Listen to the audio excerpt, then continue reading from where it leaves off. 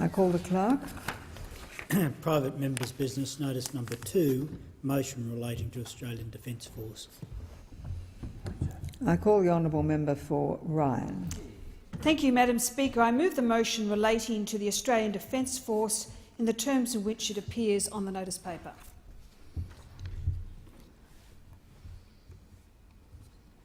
Yes, the member may proceed. Madam Speaker, the liberties we enjoy in this country come at a cost. They were fought for and defended by thousands of Australians, many of whom laid down their lives in service of their country.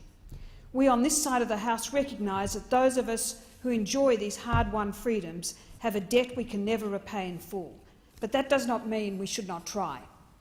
As I have noted previously in this place, my electorate of Ryan is home to the second largest military base in Australia, the Gallipoli Barracks, home of 7th Brigade. I am proud to be able to serve the brave men and women of that base. It was gratifying that the Prime Minister acknowledged my representations on their behalf during the latest pay negotiations. I'm also proud to have strongly advocated for certain leave entitlements to be retained in the latest ADF pay deal. At any time, our Defence Forces could be called into action, and they need to know that we at home support them. Mr Deputy Speaker, the challenges to the defence budget are firmly sheeted home to Labor and the Greens. They took defence spending in Australia to its lowest level since before the Second World War. They tore a multi-billion-dollar hole in the heart of the defence budget. Yes, Mr Deputy Speaker, enough to actually build Australia's next generation of submarines that they kept promising but never delivered. And did they spare a thought for the flow-on effect those cuts would have on the 3,000 small and medium Australian businesses directly affected? Of course not. These cuts cost people their jobs and sent businesses to the wall. They even banned the ADF from using local businesses for basic support such as vehicle repair, forcing them to send vehicles to the other side of the country.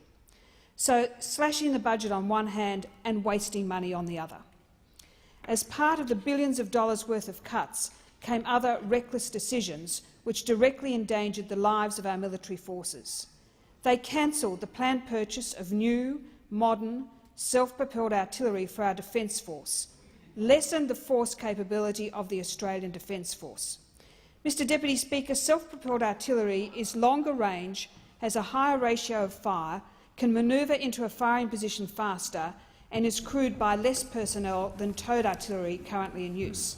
And what did Labor do? They cancelled it.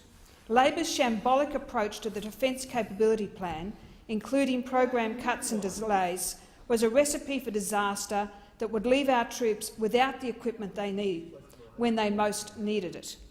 Mr Deputy Speaker, our armed forces are some of the best trained forces in the world, yet Labor cut the number of training days to our reserves by 30%.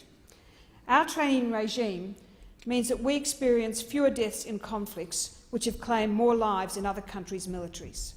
Training is also what makes Australian armed forces respected the world over. It is incomprehensible to me a government would cut back on training, yet Labor did just that. Not only did Labor wilfully lower Australia's force readiness and capability, they cut funding in real terms to the Australian War Memorial by not increasing their funding for the entire term of their government.